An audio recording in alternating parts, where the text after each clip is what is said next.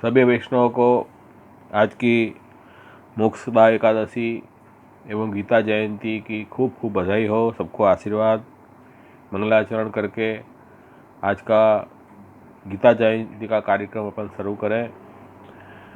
चिंता संतानहंतारो यत्पादाम्बुजरेणवः स्वीयानान्तां निजाचार्यान् प्रणमामि मुहुर्मुहुः।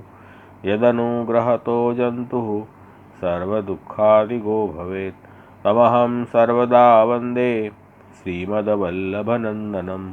अज्ञानतिमिरान्धस्य ज्ञानाञ्जनशलाकया चक्षुरुन्मीलितं येन तस्मै श्रीगुरवे नमः। नमामि हृदये शेषे लीलाक्षीराब्धिशायिनं लक्ष्मीसहस्रलीलाभिः सेव्यमानं कलानिधिं। चतुर्भिश्च चतुर्भिश्च चतुर्भिश्च त्रिभिस्तथा षड्भिर्विराजते योऽसौ पञ्चधार्धे मम। शान्ताकारं भुजगशयनं पद्मनाभं सुरेशं विश्वाधारं गगनसदृशं मेघवर्णं शुभांगं लक्ष्मीकान्तं कमलनयनं योगिभिर्ध्यानगम्यं वन्दे विष्णुं भवभयहरं सर्वलोकैकनाथं। यं ब्रह्मा वरुणेन्द्र रुद्रमरुतः स्तुन्वन्ति दिव्यैस्तवैर्वेदैः साङ्गपदक्रमोपनिषदैर्गायन्ति यं सामगा। ध्यानावस्थितद्गतेन मनसा पश्यन्ति यं योगिनो यस्यान्तं न विदुः सुरासुरगणा देवाय तस्मै नमः। सबसे प्रथम गीता महात्म्य का पाठ करेंगे। आप भी करो गीता की पुस्तक लेके। गीता शास्त्रमिदं पुण्यं य पठेत् प्रयतः पुमान् विष्णु पदमवाप्नोति भयशोकादिवर्जित। गीताध्ययनशीलस्य प्राणायामपरस्य च नैव सन्ति हि पापानि पूर्वजन्म कृतानि च। मलनिर्मोचनं पुंसां जलस्नानं दिने दिने सकृद्गीताम्भसि स्नानं संसारमलनाशनं। गीता सुगीता कर्तव्या किमन्यै शास्त्रविस्तरैः या स्वयं पद्मनाभस्य मुखपद्माद्विनिसृता। भारतामृतसर्वस्वं विष्णुर्वक्त्राद्विनिसृतं। गीता गङ्गोदकं पीत्वा पुनर्जन्म न विद्यते। सर्वोपनिषदो गावो दुग्धा गोपालनन्दन पार्थो वत्ससुतिर्भोक्ता दुग्धं गीतामृतं महत्। एकं शास्त्रं देवकीपुत्रगीतम् एको देवो देवकीपुत्र एव मन्त्रोऽप्येकस्तस्य नामानि यानि कर्माप्येकं तस्य देवस्य सेवा।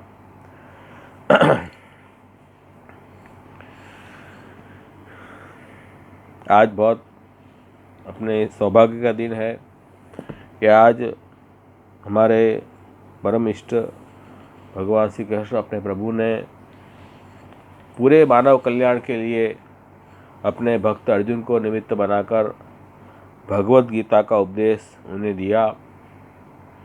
यह आपकी अनहद कृपा है प्रभु की।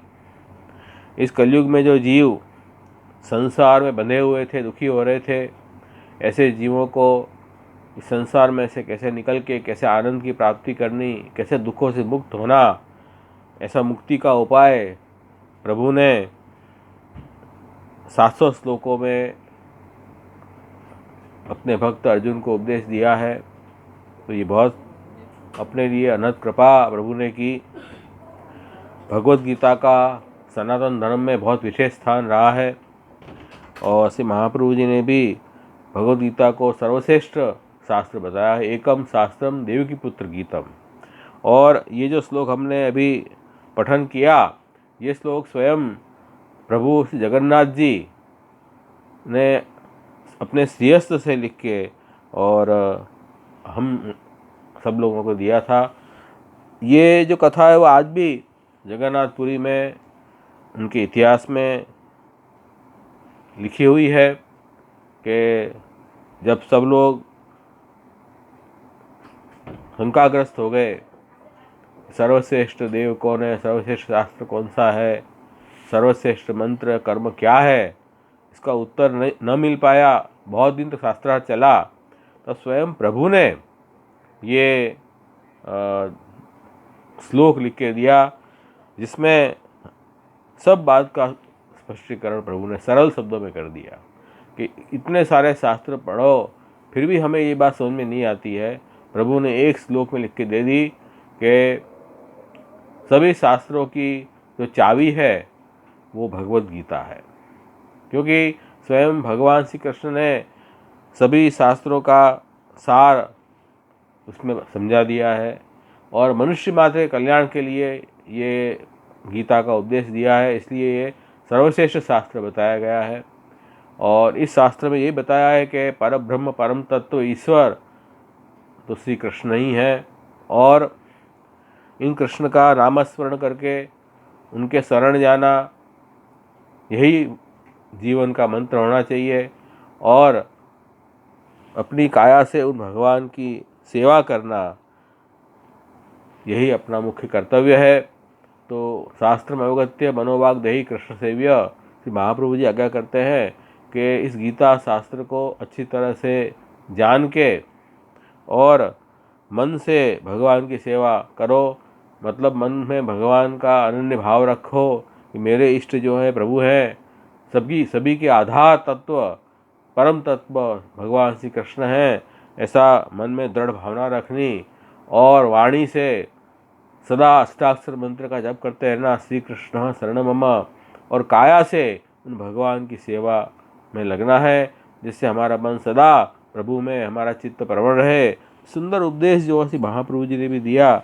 भगवत गीता एक महान शास्त्र है जो हमें बड़ा सुलभ हो गया है। देखो, अन्य युग में हम कलयुग में जीव बड़े बड़भागी हैं। क्यों? क्योंकि द्वापर के अंत में जब भगवान श्री कृष्ण प्रकट हुए और द्वापर और कलयुग की संधि काल में, तब आपने ये गीता का उपदेश दिया था।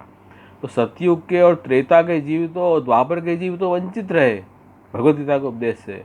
गीता का उपदेश हम कलयुग जीवों को मिला है। तो हम कलयुग के जो जीव हैं बड़े भाग्यशाली जीव हैं कि प्रभु की ये सुस्पष्ट वाणी हमें आज प्राप्त हुई है। तो हर वैष्णव को नित्य नियम से रोज गीता का पाठ करना चाहिए, अर्थ सहित समझना चाहिए, और सनातन धर्म में तो गीता का स्थान है ही। तो इसलिए भगवत गीता, पुष्टि मार्ग के कई लोग भगवत गीता का भार नहीं देते हैं। अपने यहाँ कई लोग की समझ भी ऐसी है कि अपने यहाँ तो भागवत का ही मुख्य प्राधान्यता है, गीता की क्यों। लेकिन देखो, ऐसा है कि दोनों शास्त्रों की अपना अपना विशेष स्थान है, कोई ऊंचा नीचा ऐसा नहीं है। इसलिए अपन को एक बात समझनी जरूरी है। देखो, भगवान ने सबसे पहले तो वेद प्रकट किए। वेद प्रकट किए ना प्रभु ने, क्यों प्रकट किए? क्योंकि भगवान ने सृष्टि तो बनाई, जगत, अब ये जगत बना दिया और जगत में आप तो छुप गए, प्रभु तो दिखाई देते नहीं है जगत में। जगत में सब अलग अलग नाम रूप दिखाई दे रहे हैं। तो हम जो जीव हैं उनका जब जन्म होता है जगत में, तो हम भगवान को तो पूर्णतः भूल जाते हैं, और इन भगवान की जो सृष्टि है, नाम रूप वाली सृष्टि, उसमें हम खो जाते हैं, उसमें मोहित हो जाते हैं, उसी को भोगने लगते हैं, उसी वस्तु को भोग के हम आनंद प्राप्त करना चाह रहे हैं। लेकिन वास्तव में परिणाम क्या होता है? उल्टा होता है कि हम ज़्यादा से ज़्यादा संसार में लिप्त हो जाते हैं और भगवान को भूल जाते हैं। तो ये अपनी समस्या आ रही है। इससे क्या होता है कि हम जीव जन्म मरण जरावादी के दुख में फंस जाता है। तो मुक्ति का उपाय तो गीता, भगवत गीता में ही दिया है। इसलिए इसको मोक्षदा एकादशी भी कहा है। आज का तात्पर्य कहने का ये है, तो प्रभु ने ये सोच के विचार के जगत की उत्पत्ति के साथ में अपनी निश्वास वाणी भी प्रकट की। निश्वास जो वाणी है भगवान की अव्यक्त, उसी का नाम है वेद, श्रुति। उसको श्रुति भी कहते हैं। क्यों श्रुति कहते हैं? तो भगवान की जो निश्वास वाणी, जो साउंड है, वो ब्रह्मा जी के जो पुत्र हैं, उन्होंने, ब्रह्मा जी ने भी वो धारण किया। ब्रह्मा जी के द्वारा फिर उनके पुत्र 10 प्रजापति उन्होंने धारण किया। तो वो उन्होंने सुनी, वो वाणी को सुनी, इसलिए उन्हें हम क्या कहते हैं, जो सुनी हुई वाणी है वो श्रुति है, साक्षात भगवान की वाणी सुनी है। ये जो वेद है वो किसी लौकिक पुरुष के द्वारा लिखा हुआ नहीं है, साक्षात भगवान की वाणी है। तो वो वाणी ऋषियों ने अपनी योग शक्ति समाधि से सुनी और जो सुना वो लोक में प्रस्तुत कर दी उसको। वही स्तुति है, वही वेद है। और इसके अंदर देखो श्रीमद् भागवत के प्रथम स्कंद में ये चौथा अध्याय है, उसके अंदर आया है कि जब वेद व्यास जी का प्रागट्य द्वापर में हुआ, वेद व्यास जी कौन, भगवान के ज्ञान अवतार। तो वेद तो प्रभु ने प्रकट कर दिए, और वेद का प्रयोजन क्या है कि वेद को समझ के लोग जो है भगवान के सन्मुख हों, भगवान की भक्ति भगवत ज्ञान में प्रवृत्त हों और इस संसार से मुक्त होके भगवान में उनको श्रेष्ठ गति मिले। ये इसलिए ठाकुर जी ने जगत के साथ वेद भी उत्पन्न किया। लेकिन इसमें भागवत में ये आया है कि वेद व्यास जी ने देखा, उनको तो सर्वकाल का ज्ञान था, भूत भविष्य सब जानते थे, दृष्टि अचूक थी। उन्होंने देखा कि अब ये कलयुग की संकटता के कारण, कलयुग के कारण क्या हुआ है कि लोगों की शक्ति का ह्रास हो रहा है और लोग जो हैं वो श्रद्धाहीन शक्ति रहित हो गए हैं और अपनी बुद्धि से कर्तव्य का निर्णय अच्छी तरह कर नहीं पा रहा है। ये स्थिति आज हो गई है। और ऐसी लोगों की आयु भी कम है, तो आयु से कम और बुद्धि भी उनकी मंद है। ऐसा विचार हुआ, तब उन्होंने इस वेद को 4 भाग में विभाजित किया। एक ही वेद के 4 भाग है, अब तो पूरा वेद धारण करने की हमारी शक्ति ही नहीं रही, तो 4 भाग में विभाजित किया, जिसे हम कहते हैं ऋग्वेद, यजुर्वेद, सामवेद, अथर्ववेद। और 5वां वेद हम कहते हैं इतिहास पुराणम च पंचम वेद उच्यते। तो 5वां वेद प्रकट किया, इतिहास और पुराण। तो वेद जब मौजूद है तो वेद व्यास जी ने इतिहास पुराण क्यों बनाए, ये भी तो शास्त्र है हमारे। तो इसलिए बनाए कि स्त्री शूद्र और जो पतित द्विजाति है उनको वेद के श्रवण में अधिकार नहीं है, क्योंकि वेद का श्रवण तो हर व्यक्ति धारण ही नहीं कर पाता। इसलिए वेद के श्रवण के लिए कुछ योग्यताएं बताई गई है।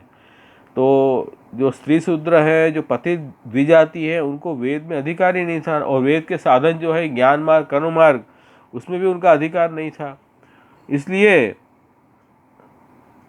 वो लोग, उनका उद्धार कैसे हो, उनकी मुक्ति कैसे हो, ये सोच के अब भगवान के अवतार महर्षि वेद व्यास जी ने बड़ी कृपा की और महाभारत इतिहास की रचना की और पुराणों की भी रचना की।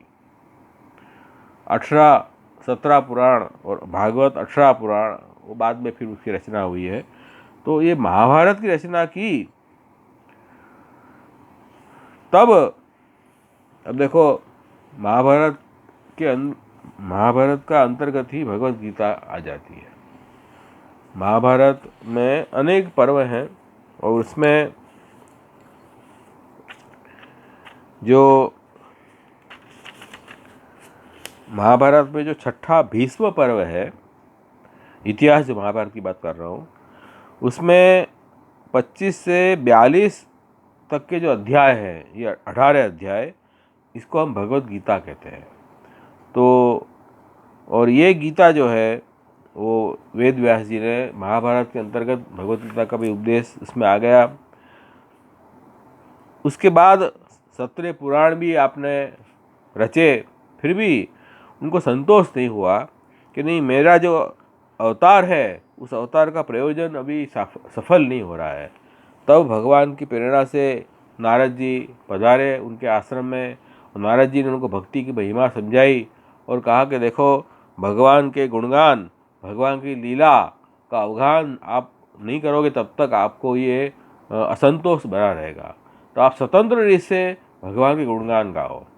तो फिर वेद व्यास जी ने प्रभु में भक्ति भाव रखकर और अपने ध्यान अवस्था में, समाधि में फिर भगवत लीला का ध्यान किया।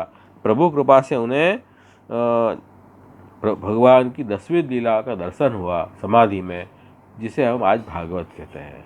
तो देखो, भागवत जो है वो पुराण का 18वां पुराण है और पुराण का तिलक है। उसमें भगवान की 10वीं लीलाओं का वर्णन है। और भगवत गीता जो है वो महाभारत के भीष्म पर्व में ये 18वें अध्याय आए हुए हैं। वो है जो भगवान श्री कृष्ण ने महाभारत के युद्ध के आरंभ में अर्जुन को युद्ध करने में प्रेरणा देने के लिए और उसके वैराग्य को दूर करने के लिए ये उपदेश गीता का दिया था, जो महाभारत में समाविष्ट है। तो देखो, गीता अलग चीज़ है, महाभारत अलग चीज़ है। लेकिन एक बात ये समझनी है, जैसे महाप्रभु जी के अनुसार भगवत गीता और श्रीमद् भागवत दोनों ही भक्ति शास्त्र हैं। इसमें भगवान की भक्ति ही मुख्य सबका सार है, ये प्रतिपादन हुआ है गीता में भी और भागवत में भी। दोनों भक्ति शास्त्र है। वो तो भगवत गीता को हम उस तात्पर्य समझें गीता का, तब हमें समझ में आए कि भगवत गीता का तात्पर्य जो है भक्ति है।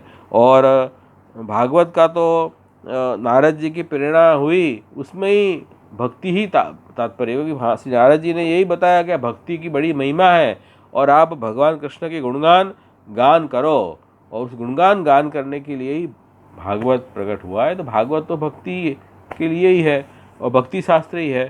तो गीता और भागवत दोनों में कॉमन क्या है? दोनों भक्ति शास्त्र है। लेकिन अनकॉमन क्या है कि ये महाभारत जो इतिहास है उसका पार्ट भगवत गीता है, और भागवत जो है वो 18वां पुराण है, और भागवत जो है वो समाधि भाषा है। इसलिए श्री महाप्रभु जी ने अपनी एक सिस्टम बनाई है पूरी। देखो, शास्त्र प्रकरण में कि भगवत गीता का स्थान क्या है, पूरी सिस्टम बनाई है।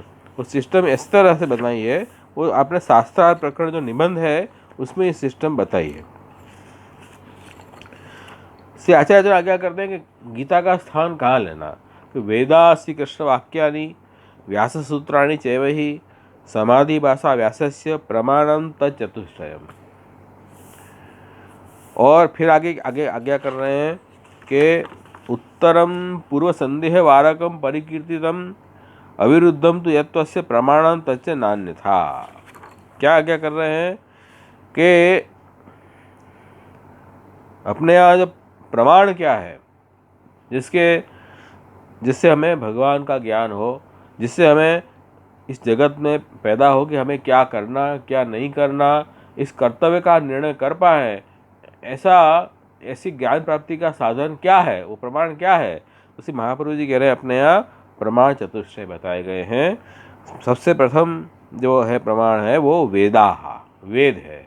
वेद तो अपन समझ गए अपन कि जो श्रुतियाँ हैं, जो ऋषय मंत्र दृष्टार, ऋषियों ने वो भगवान की निश्वास वाणी को सुना, उनके दर्शन किए, इसलिए उनको ऋषि कहते हैं। हम लोग नहीं कर पाते हैं क्योंकि ऋषियों में ये सामर्थ्य, असाधारण सामर्थ्य है। तो ये वेद भगवान की निश्वास वाणी, अव्यक्त वाणी है। उसके बाद में श्री कृष्ण वाक्यानि, भगवान श्री कृष्ण के वचनामृत। कौन से? तो कह रहे हैं कि जो महाभारत के युद्ध के प्रारंभ में भगवान श्री कृष्ण ने अर्जुन को उनके दुख में से बाहर निकाल के उनको कर्तव्य का निर्णय करवा दिया, वो जो उपदेश है 18 अध्याय के, उसको गीता कहते हैं। वो अपना दूसरा प्रमाण है।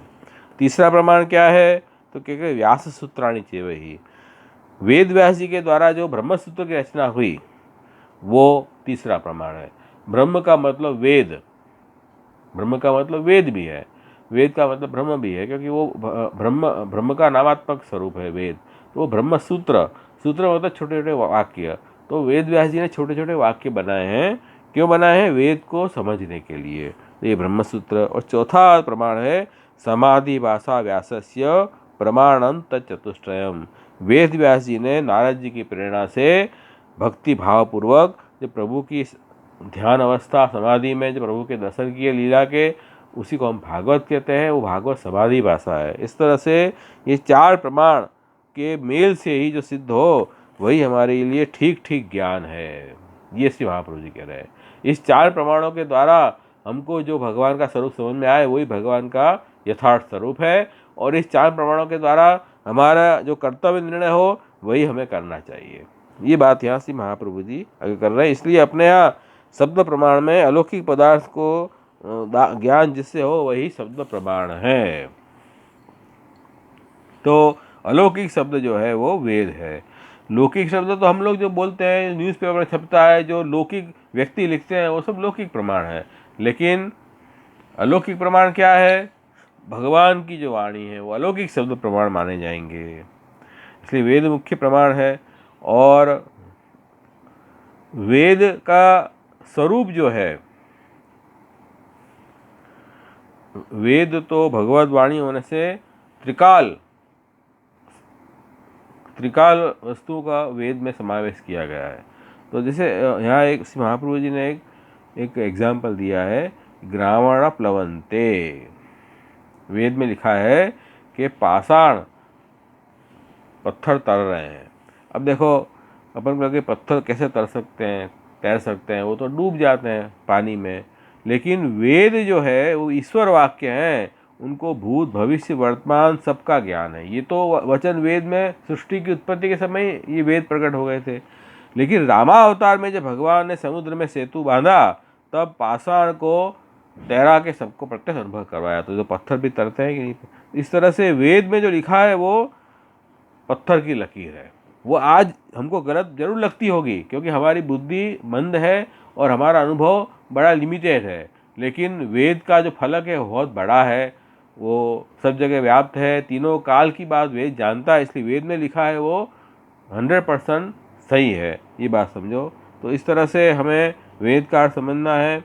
उसके बाद में भगवत गीता जो है वो भगवान के वचन हैं जो वेद रूपी हैं, क्योंकि वेद भी जब भगवान की वाणी है, प्रमाण है, तो भगवत गीता साक्षात भगवान कृष्ण ने अपने मुखारविंद से अर्जुन को जो बात कही है, तो ये भी साक्षात प्रमाण ही है, उसमें दो मत है ही नहीं। लेकिन फर्क क्या है? फिर भी वेद भी भगवान की वाणी है और गीता भी भगवान की वाणी है। दोनों में फर्क क्या है? फर्क ये है, एक बात इसमें समझाइए महाप्रभु ने, स्मृतेश्च श्रुतित्वेन श्री कृष्ण वाक्यानि वेदत्वेपि पृथक उक्तानि।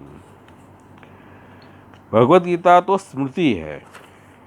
स्मृति इसलिए है क्योंकि अर्जुन ने प्रश्न किए, उनको संदेह हो गया, शंका हो गई, तब भगवान ने अर्जुन के अधिकार के अनुसार उपनिषदों की, वेद की वाणी को स्मरण करके और अर्जुन के अधिकार अनुसार वचन भगवान ने कहे, इसलिए वो स्मृति है। वेद का स्मरण करके भगवान ने वाणी की ना, इसलिए उसको स्मृति कहते हैं।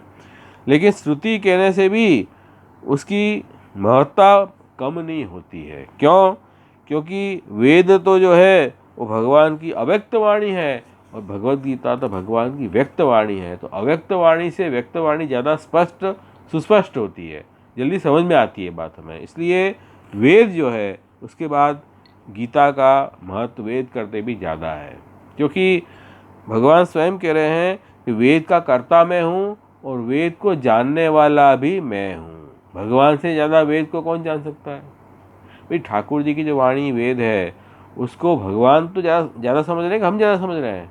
जो कहने वाला ही ज़्यादा समझेगा ना। तो भगवान ने उस वेद वाणी का अर्थ गीता में स्पष्ट करके समझा दिया।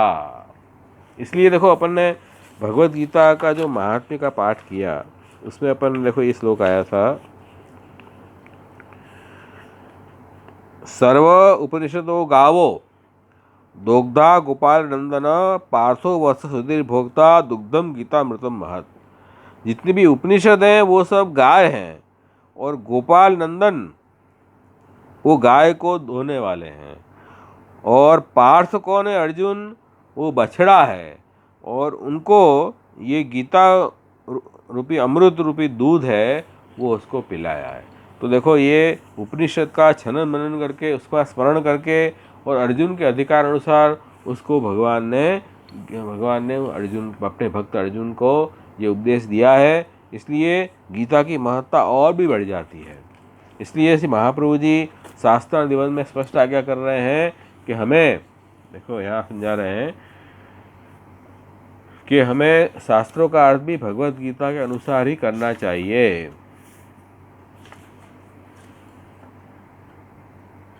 ये बात जहाँ इस श्लोक बताया शास्त्र निबंध में कि सर्वेषां वेदवाक्यानां भगवद वचसामपि श्रौतर्थो ही अयमेव स्यात् अन्य कल्प्यो मतांतरैहि। क्या आज्ञा कर रहे हैं कि जितने भी वेद के वचन हैं और भगवान की वाणी भी क्यों ना हो, वो सभी जो हैं उसका स्रोत अर्थ ही यहाँ मानना है। स्रोत अर्थ मतलब जो उसका सीधा सीधा डिक्शनरी मीनिंग हमें मालूम पड़े, वो अपने मन से कल्पना करके शब्दों का अर्थ नहीं करना है।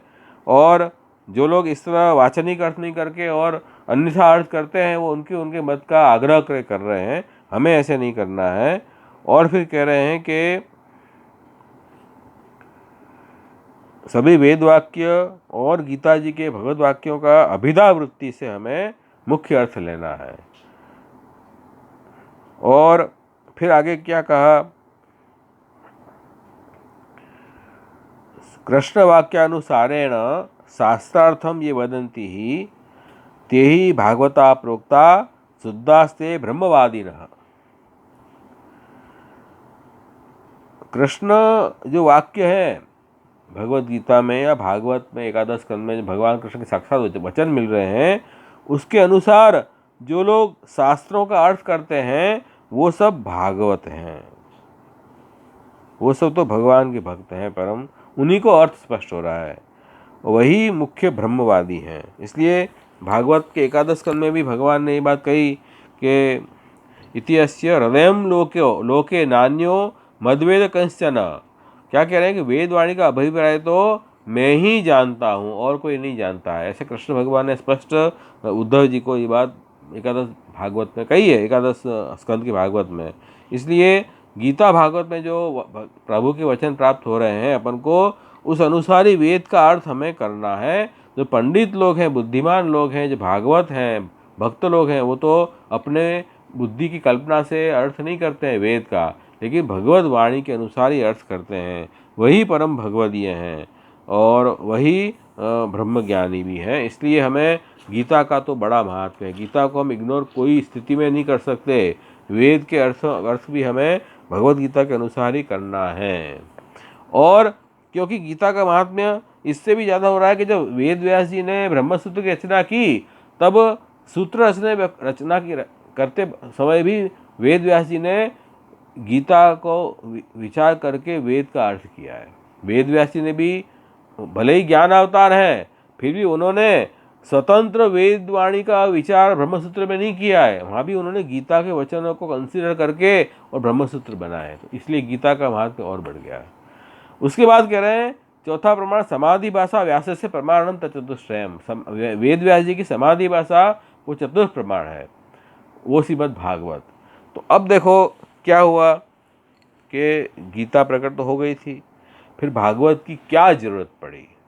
गीता में तो भक्ति शास्त्र है, तो फिर भागवत की जरूरत क्या है। तो इसलिए जरूरत पड़ी कि गीता के अंदर सभी भक्ति मार्गीय सिद्धांतों का ज्ञान तो ठाकुर जी ने करवा दिया, लेकिन जो भगवान के भक्त हैं उनको इतने संतोष नहीं होता है। उनकी ये इच्छा रहती है कि भगवान के गुणगान हम और गाएं, भगवान की लीलाओं का श्रवण कीर्तन स्मरण और हम करें। तो इसलिए उनको विस्तार की अपेक्षा है। इसलिए गीता के अंदर जो उपनिषद के सिद्धांतों को बताया गया है, जो भक्ति के सिद्धांतों को बताए गए हैं, उसका विस्तार भगवत लीला के रूप में श्रीमद् भागवत महापुराण में वेद व्यास जी ने समाधि भाषा में किया है। इसलिए वो गीता 700 श्लोक की है और श्रीमद् भागवत पुराण 18,000 श्लोक का है। तो ये भगवत गीता का ही विस्तार जो है वो श्रीमद् भागवत है, ऐसा श्री महाप्रभु जी का आशय है। तो श्रीमद् भागवत में गीता के सभी सिद्धांत समाविष्ट हो गए, लेकिन उसमें प्लस पॉइंट ये हुआ कि भगवत लीला भी उसमें आई है। गीता में आई है लेकिन गूढ़ रूप से आई है, और भागवत पुराण में प्रकट रूप से लीलाओं का भी वर्णन है। तो भक्तों को तो भगवान में प्रेम है, इसलिए भगवत लीला का गान करने में, सुनने में, स्मरण करने में उनको बहुत प्रसन्नता, आनंद आता है। इसलिए भागवत पुराण जो है वो भगवत गीता का ही विस्तार है, वो पुराण है। और पुराण की कैटेगरी क्यों रखी? क्योंकि इसलिए रखी कि स्त्री शूद्रों का उद्धार करना है। यद्यपि वो वेद रूप ही है, गीता और भागवत भी वेद रूप ही है, क्योंकि वेद के ही सब बातें उसमें आई है, नई बात नहीं है। वेद की बातें लेकिन अलग ढंग से पेश की है, जिससे स्त्री शूद्र का उद्धार हो जाए। वेद में तो स्त्री शूद्रों का अधिकार है ही नहीं, तो वेद उनका उद्धार कैसे होगा? इसलिए ये वेद रूप गीता और वेद रूप भागवत की पृथक गणना की है, जिससे उनका भी उद्धार हो। इस तरह चार प्रमाण, अब चार प्रमाण माने हैं। अब कह रहे हैं भाई चार प्रमाण क्यों मान रहे हो? एक ही प्रमाण मानो है, भागवत ही मान लो या गीता ही मान लो, चार चार कहाँ पढ़े हैं? तो श्री महाप्रभु जी कह रहे हैं देखो उसकी भी एक अपनी अपनी सिस्टम है। वो क्या सिस्टम है? उत्तरम पूर्व संदेह वारकम परिकीर्तितम अविरुद्धम तु यत्वस्य प्रमाणम तच्च नान्यथा।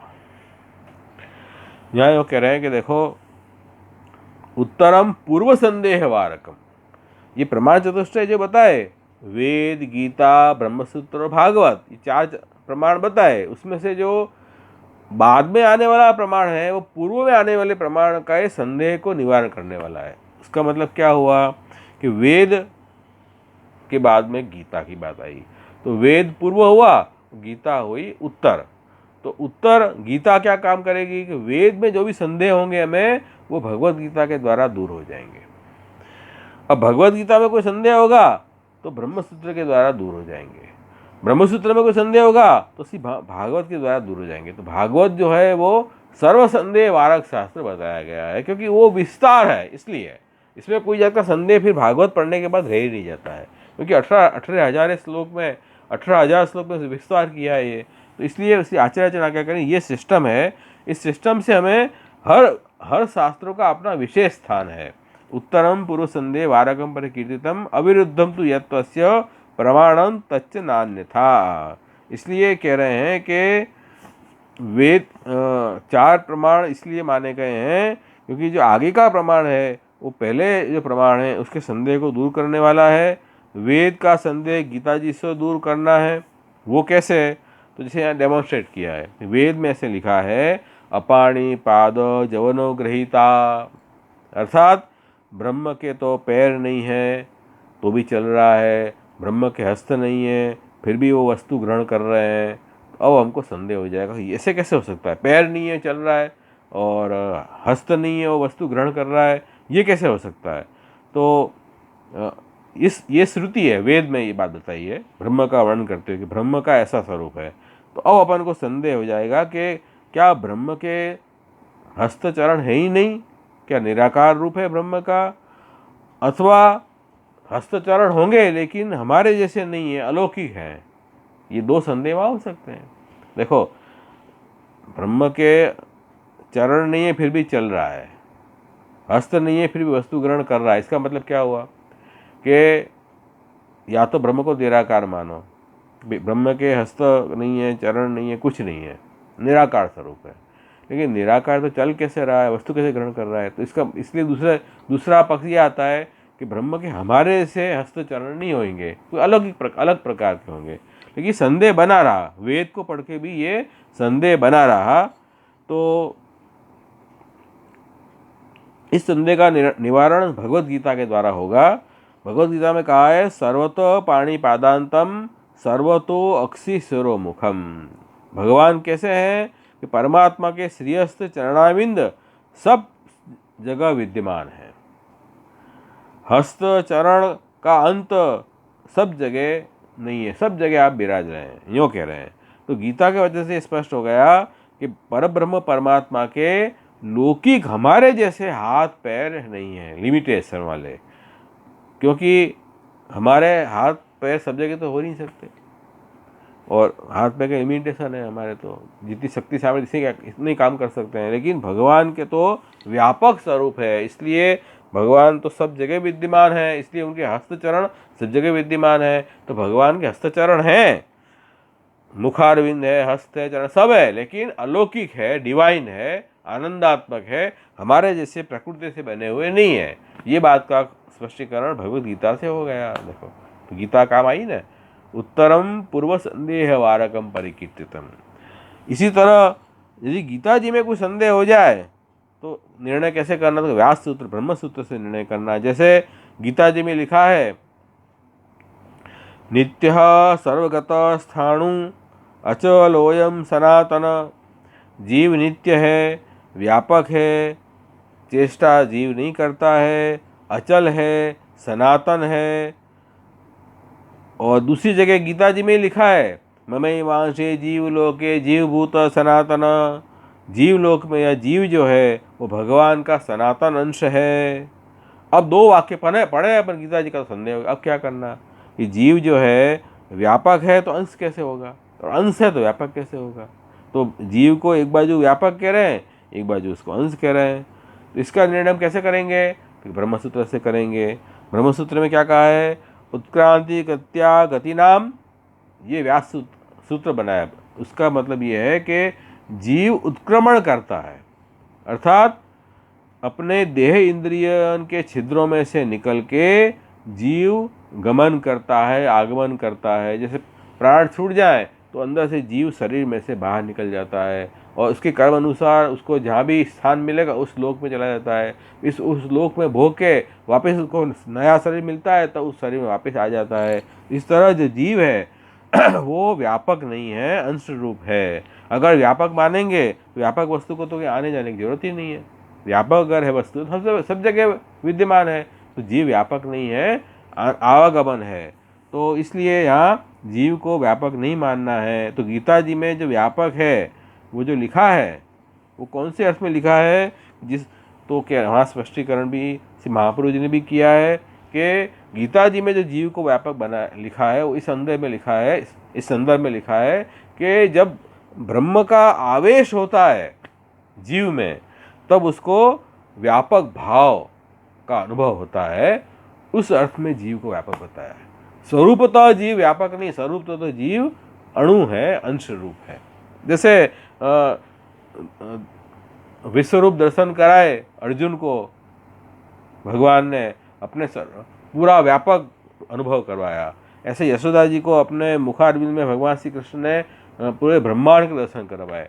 तो देखो ये व्यापकता अनुभव जीव कर पाया ना, नहीं तो ऐसे कैसे संभव है कि यशोदा जी के गोदी में भगवान विराज रहे हैं और उन भगवान के मुखारविंद में जो है यशोदा जी पूरे ब्रह्मांड को देख रहे हैं। तो ब्रह्मांड में तो यशोदा जी तो आए भय हैं, फिर भगवान के मुखारविंद, भगवान बड़े हैं कि यशोदा जी बड़े हैं मालूम ही नहीं पड़ रहा है। तो ये देखो ये व्यापकता का अनुभव जीव को करवाया ब्रह्मा ने। तो देखो इस तरह से इसका अर्थ लेना है, अंडरस्टैंड नहीं लेना है कोई भी वस्तु के। महाप्रभु जी ने हर चीज़ को समझाई है। इसी तरह अब व्यास सूत्र में ऐसे लिखा है कि जन्माद्यस्य यतः, ब्रह्म ईश्वर किसे कहते हैं, क्योंकि जगत की उत्पत्ति स्थिति नाश जिससे होता है वह ब्रह्म है। यहाँ संदेह हो जाता है, अच्छा ये हम समझ गए इस जगत की उत्पत्ति, इस जगत की स्थिति और जगत का लय जिसमें होता है वह तत्व को ब्रह्म कहेंगे। अब कह रहे हैं कि ये बात है तो फिर ये ब्रह्म जो है वो, ये जगत जो है वो अपने अज्ञान से पैदा हुआ है, अज्ञान रूपी ब्रह्म से पैदा हुआ है या शुद्ध ब्रह्म से। जगत का मुख्य कारण क्या है, जगत का कारण क्या है, ये बात अपने मन में आ सकती है, संदेह हो सकता है पर पढ़ेंगे तो यहाँ से महाप्रभु जी कह रहे हैं कि जगत का कारण तो ब्रह्म है और शुद्ध ब्रह्म है, वही जगत का कारण है। और इस बात को भागवत में समझाया है। इस बात का संदेह निवारण भागवत में हुआ है कि अन्वय व्यतिरेकाभ्याम यस्या सर्वतः सर्वदा। भागवत चतुश्लोकी में इसका खुलासा किया है कि ब्रह्म को जगत में अन्वय है और व्यतिरेक भी है, इसलिए ब्रह्म ही जगत का कारण है। अपन को अरे अन्वय व्यतिरेक क्या आ गया भाई, ये बड़ी क्लिष्ट वस्तु आ गई, कठिन नहीं है, समझो शांति से तो समझ आ जाएगी। क्या कह रहे हैं, जैसे यहाँ एग्जाम्पल दिया है कि जैसे मिट्टी और घड़ा, मिट्टी में से घड़ा बनता है, बराबर है। अब देखो यहाँ कह रहे हैं कि जैसे मृत्तिका में, मिट्टी में मृत्तिका का अन्वय कहाँ है? घड़ा में है, घट में है। अर्थात जितने घड़ा हैं, जितने भी घड़े होंगे सब में अपन को मिट्टी मिलेगी, क्योंकि सभी घड़े मिट्टी में से बने हुए हैं। और घड़ा का कोई अंश ऐसा नहीं होगा जहाँ मिट्टी ना हो। इसका मतलब कि मिट्टी का घड़ा में अन्वय है, जुड़ा हुआ है, मिट्टी जुड़ी हुई है घड़े में। इसी प्रकार से जगत में कोई भी अंश ऐसा नहीं है जिसमें ब्रह्म का प्रवेश नहीं हुआ हो, क्योंकि ब्रह्म में से ही जगत प्रकट हुआ है। जगत कहाँ से प्रकट हुआ है? ब्रह्म में से ही हुआ है। इसलिए ब्रह्म ही जगत का, ब्रह्म जगत में अन्वित है। अब ब्रह्म का स्वरूप लक्षण दिया है। ब्रह्म मतलब क्या? कि सच्चिदानंद, सदरूप, चिद्रूप, आनंद स्वरूप। जगत में इस सच्चिदानंद रूप ब्रह्म, जगत में जितने भी छोटे बड़े पदार्थ हैं उन सब में ब्रह्म विद्यमान है। कैसे विद्यमान है? जैसे हम देखेंगे, जैसे घड़ा में ये घड़ा है, ये टेबल है, ये कुर्सी है, तो इसमें हमें अनुभव क्या आ रहा है? हर वस्तु है सब में कॉमन है कि नहीं? जितनी भी वस्तु है, पलंग है, कुर्सी है, टेबल है, कंप्यूटर है, मोबाइल है, टीवी है, सब में है, कॉमन है कि नहीं? इसको अस्थि कहते हैं, संस्कृत में है, अस्तित्व। ये अनुभव आ रहा है, इसी को हम सत कहते हैं। ये ब्रह्म का सत धर्म है। और उस घड़े का जो ज्ञान अपन को होता है कि नहीं, ये तो घड़ा है, ये अपन को ज्ञान हुआ कि नहीं? अपन को ज्ञान हुआ कि नहीं? तो ये ज्ञान का जो सामर्थ्य है वो ब्रह्म का चित्त धर्म में, वो अपने में दिखाई दे रहा है। भाई हम समझ रहे हैं कि ये टीवी है, ये घड़ा है, ये टेबल है, ये अपन समझ रहे हैं कि नहीं समझ रहे हैं? तो ये ज्ञान हो रहा है ना हमने में। ये भगवान का, ब्रह्म का चित्त धर्म है, सत और चित्त धर्म। और फिर इसको हम भांति भी कहते, अस्थि और भांति। अस्थि मतलब सत धर्म और भांति का मतलब है चित्त धर्म। उसके बाद में ये घड़ा बहुत सुंदर है, बहुत अच्छा है, मुझे अच्छा लग रहा है, ये कंप्यूटर बहुत अच्छा है, ये टीवी बहुत अच्छा है। तो ये जो अपने को अच्छाई, प्रियता जो आ रही है, सो आनंद है, इसमें आनंद है हमें, इसी को हम प्रिय कहते हैं। इसको हम कह रहे हैं कि प्रियता। तो अस्थि, भांति और प्रियता, ऐसे तीन धर्म है सच्चिदानंद ब्रह्म। तो ब्रह्म का अनुभव हमें जगत की हर वस्तु में हो रहा है कि नहीं हो रहा है? हो रहा है। सत धर्म का अनुभव हो रहा है, ज्ञान धर्म का अनुभव हो रहा है, चित्त धर्म का, और आनंद की अनुभूति हो रही है। तो सत, चित, आनंद, ये ब्रह्म के जो धर्म हैं, ये सर्वत्र अपन को हर जगत में हो रही है। तो यही ब्रह्म का जगत में अन्वय है। ब्रह्म अन्वय हो गया जगत में। अब समझ गए ब्रह्म का जगत में अन्वय कैसे? जैसे मिट्टी, हर घड़े में मिट्टी हमको मिलेगी, तो मिट्टी का अन्वय घड़े में है। इसी तरह ब्रह्म जो है वो जगत में अन्वय है। अब हम कहें व्यतिरेक कैसे? तो कह रहे हैं इसी प्रकार ब्रह्म को जगत के साथ व्यतिरेक भी है। वो कैसे है? जैसे घट के साथ मृत्तिका का व्यतिरेक है कि नहीं है? एग्जाम्पल, जैसे बटेरा है, कुल्हड़ है, जितने मिट्टी से बने हुए, मिट्टी के अलग अलग जो बासन होते हैं, तो जितने पदार्थ हैं उनमें भी मिट्टी है। अब केवल मिट्टी उन पदार्थों में ही है? नहीं, मिट्टी इससे भी ज़्यादा भी है। मिट्टी तो वहाँ पहाड़ों में मिट्टी खूब मिलेगी पड़ी हुई, वहाँ तो न बटेरा है न कुल्हड़ है, लेकिन मिट्टी तो पड़ी हुई मिलेगी। तो ये जो है मिट्टी वहाँ है, वहाँ घड़ा नहीं है, लेकिन मिट्टी वहाँ प्राप्त हो रही है। तो उससे, इन सब पदार्थ से भी अधिक बहुत मिट्टी अपन को मिल रही है। यही घट के साथ मृत्तिका का व्यतिरेक है। समझ में आई कि नहीं आई? मिट्टी केवल अपने पास मिट्टी की वो मटकी होती है पानी भरने की, वो अपने घर में मिट्टी है, तो क्या मिट्टी इतनी है? नहीं, दुनिया में बहुत सारी मिट्टी अपन को मिलेगी, जहाँ अपना घड़ा नहीं है वहाँ भी मिट्टी मिलेगी। तो ये मिट्टी का व्यतिरेक है घड़े के साथ।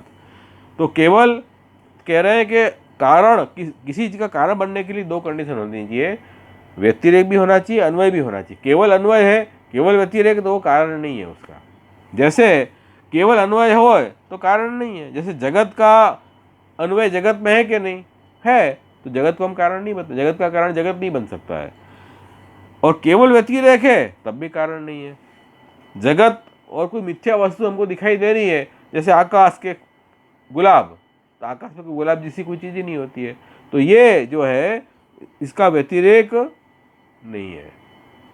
व्यतिरेक जगत से अधिक नहीं है, जगत में है ही नहीं है, व्यतिरेक है उसका, तो केवल व्यतिरेक है। तो केवल व्यतिरेक नहीं चलेगा, अन्वय भी होना चाहिए और व्यतिरेक भी होना चाहिए। जगत में अन्वय है, केवल अन्वय है, और जगत में जो वस्तु नहीं है, ऐसी जो मिथ्या वस्तु है, उसका केवल व्यतिरेक है। तो केवल अन्वय केवल व्यतिरेक से कारण मालूम नहीं पड़ता है। ये हमें भागवत समझा रही है कि अन्वय भी होना चाहिए, व्यतिरेक भी होना चाहिए। तो जैसे मिट्टी है, उसका अन्वय भी है घड़े में और व्यतिरेक भी है। इसी तरह जो ब्रह्म है, उसका जगत में अन्वय भी है और व्यतिरेक भी है, इसलिए ब्रह्म जो है जगत का कारण है। इस तरह से हमें श्री महाप्रभु जी ने सिस्टम से ब्रह्म को सिद्ध कर दिया। देखो, कई लोग ब्रह्म ऐसे सिद्ध करते हैं कि ये इतने बड़े आकाश है, चंद्रमा है, सूर्य है, ये सब वस्तु अपने आप चल रही है, अपने आप थोड़ी चलेगी, ईश्वर होगा तभी तो चलेगी। ये भी एक हो सकता है सिद्ध करने का तरीका, लेकिन उपनिषद में इस तरह हम सिद्ध नहीं करते हैं ब्रह्म ईश्वर को। सच्चिदानंद ब्रह्म है, इस तरह अन्वय व्यतिरेक से हम सिद्ध करते हैं ब्रह्म को। ये हमारी उपनिषद की प्रणाली है जो गीता भागवत में आई है। इस तरह से ये विशेष एक सिस्टम से पूरी बात समझ में आई। तो अब हम गीता का तात्पर्य हमें क्या समझना, वो में से गोसाई जी ने बहुत सुंदर बताया है। तो हम थोड़ा जितना समय इतना देखेंगे, ज़्यादा तो नहीं देख पाएंगे। देखो, सबसे पहले तो श्री गोसाई जी ने जो गीता तात्पर्य नामक ग्रंथ लिखा, उसमें बहुत सुंदर प्रतिज्ञा की है। अतः तद वदनाम भोज च्युतो गीता मृताम बुधिम आविर्भावे हेतुम ईशान अनुग्रहाद विमृशामि अहम। गीता तात्पर्य का आरंभ किया श्री गोसाई जी ने लिखना। तो गीता का तात्पर्य क्या? गीता तो पढ़ गए हम 18 अध्याय, लेकिन उसका सेंट्रल मैसेज समझ में जो नहीं आया अपने को, तो 18 अध्याय पढ़ने के बाद भी कुछ हाथ में तो आया नहीं। मतलब पूरी भागवत पढ़ गए, लेकिन समझ में नहीं आई कि भगवान की भक्ति करनी है, तो भागवत पढ़ के सुन के भी क्या फ़ायदा हुआ? ये तो ऐसी बात हुई कि भैंस के आगे हमने भागवत सुना दी, भैंस को पता नहीं लगा क्या हुआ। तो ये ऐसे नहीं होना चाहिए। तो कह रहे हैं कि देखो, गीता जो है वो क्या है? आविर्भाव हेतु, भगवान के आविर्भाव प्रकट होने में गीता जो है वो कारण है। जो भगवान के साक्षात मुखारविंद से प्रकट हुई है गीता, वो अमृत रूपी समुद्र है गीता, और उन गीता के द्वारा साक्षात भगवान प्रकट होते हैं। तो गीता में वो भक्ति तत्व का निरूपण है। भक्ति जो है, भक्ति से ही भगवान प्रकट होते हैं, क्योंकि भक्ति में क्या है? प्रेम है, और प्रेम आनंद का धर्म है, और भगवान तो आनंद स्वरूप है। तो आनंद की प्राप्ति कैसे होगी? उस प्रेम रूपी धर्म से। तो गीता जो है वो भगवान को प्रकट करने का साधन है, इसलिए गीता है वो भक्ति शास्त्र है। ये बात श्री गोसाई जी ने गीता तात्पर्य नामक ग्रंथ में लिखी है। इस तरह से गोसाई जी ने एक दूसरा ग्रंथ भी छोटा सा लिखा है, गीतार्थ संग्रह। गीतार्थ संग्रह में आपसे आज्ञा कर रहे हैं, मोहम उत्सारे फाल्गुनम भक्ति पीयूष पातारम कृत्वानिधि संग्रह। क्या कह रहे हैं कि अर्जुन को मोह हो गया कि मैं युद्ध नहीं करूंगा, इसको मोह कह रहे हैं। क्षत्रिय का धर्म तो युद्ध करना है, प्रजा की रक्षा करना है, लेकिन क्षत्रिय धर्म से भी मुंह मोड़ लिया, युद्ध नहीं करना है। इस तरह से हम अर्जुन को कर्तव्य अकर्तव्य के बाबत में मोह हो गया, समझ में नहीं आ रहा क्या करना। उस अर्जुन को जो मोह आ गया था, उस मोह को दूर करने के लिए उसकी बुद्धि में से मोह को दूर करके, और जिसमें भक्ति रूपी अमृत भरा हुआ है, ऐसा जो भक्ति शास्त्र जो गीता है, वो गीता के द्वारा भगवान ने भक्ति रूपी अमृत को अर्जुन को पिलाया। तो ये गीता शास्त्र जो है भक्ति शास्त्र है। ये श्री गोसाई जी आज्ञा कर रहे हैं। इसका मतलब ये हुआ कि गोसाई जी के अनुसार, महाप्रभु जी के अनुसार, गीता का अर्थ तो केवल भक्ति ही लेना है। बहुत सारे अन्य आचार्यों ने भी व्याख्या की है गीता में, उसमें गीता में अलग अलग अर्थ किए हैं। जैसे मधुसूदन सरस्वती जी ने ऐसा अर्थ किया है, गीता के 18 अध्याय हैं, प्रथम 6 अध्याय में कर्मयोग का निरूपण है और बाद में 6 अध्याय में भक्ति योग का निरूपण है और अंतिम 6 अध्याय में ज्ञान योग का निरूपण है। ऐसे मुख्य तो ज्ञान योग है अंतिम 6 अध्याय में, ऐसे उन्होंने निरूपण किया है। उसका उन्होंने कुछ कारण भी दिए, उसी अभी उसका मैं विस्तार नहीं करूँगा। तो लेकिन श्री महाप्रभु जी, श्री गोसाई जी को ये मत तो स्वीकार्य नहीं है। उनके अनुसार संपूर्ण गीता शास्त्र जो भक्ति शास्त्र है और भगवत गीता वो भक्ति रूपी अमृत से भरा हुआ है और स्वयं भगवान श्री कृष्ण ने ये भक्ति रूपी अमृत अपने भक्त अर्जुन को पिलाया है। तो ये बात समझ लो, गीता में जहाँ भी कर्म है, ज्ञान है, सांख्य है, तप है, जो भी अलग अलग साधनाएं बताई हैं, वो सभी का स्वतंत्र निरूपण करना ये विवक्षा भगवान की नहीं है, वो भक्ति के अंग रूप से ही उस बात को समझाना है। इसलिए प्रथम अध्याय से लेकर 18वें अध्याय तक जितने भी अध्याय हैं, जैसे अर्जुन विषाद योग प्रथम अध्याय, द्वितीय अध्याय सांख्य योग, तृतीय अध्याय कर्मयोग, चौथा अध्याय कर्म संन्यास ज्ञान योग, ऐसे जितने भी आत्मा संयोग, छठा अध्याय, सातवां अध्याय ज्ञान विज्ञान योग, 8वां अध्याय अक्षर ब्रह्म योग, जितने भी योग अलग अलग बताए हैं, उन सबका तात्पर्य जो है वो अंत में भक्ति दृढ़ करना है। ये बात समझ लो। तो भक्ति से अतिरिक्त अर्थ हम गीता का निकाल ही नहीं सकते हैं। इस तरह से श्री गोसाई जी ने गीता संग्रह जो ग्रंथ है उसमें समझाया है। तो हमको ये दृष्टि तो लेनी पड़ेगी, नहीं तो हम गीता का तात्पर्य नहीं समझेंगे। तो भगवान ने जो भी सांख्य कर्म का निरूपण भी किया है, वो अर्जुन का मोह दूर करके और उनको भक्ति दृढ़ करने के लिए भक्ति के अंग रूप से निरूपण किया है। ये भी हमें जरूर से समझना है। इसलिए हर अध्याय वो भक्ति को ही दृढ़ करने के लिए बताया है। ये हमारे आचार्यों का मंतव्य है। तो हमको तो हमारे तो गुरु का जो मत है उसी मत को अनुसरना है। उसी मत के अनुसार हमें भगवत गीता का हमें पाठ भी करना है और अर्थ भी समझना है। तो ये गीता का तात्पर्य जो है भक्ति के अतिरिक्त और कुछ भी नहीं है। और जो लोग निकाल रहे हैं, पढ़ रहे हैं, वो उनकी बुद्धि अपनी है, हमें उनसे कुछ लेना देना नहीं। हमें तो हमारे आचार्यों ने जो समझाया है वही समझना है। तो ये बात आज के दिन को ये दृढ़ कर लो, गीता भक्ति शास्त्र है और गीता के हर अध्याय में भक्ति के अलावा जो भी बातें आई हैं वो भी भक्ति को दृढ़ करने के लिए ही आई है। इसी दृष्टि से हमें गीता पढ़नी है। ये बात आज दृढ़ करके रख लो। आज गीता जयंती है ना, तो आज ये बात समझ लो कि गीता जो है वो भगवान के प्रागट्य का शास्त्र है। भगवान का प्रागट्य कैसे हो, तो वास्तव में तो भगवान का प्रागट्य भगवत भक्ति बिना हो नहीं सकता है। इसलिए गीता शास्त्र वो भक्ति शास्त्र है। ये बात यहाँ स्पष्ट पत्थर की लकीर समझ लो।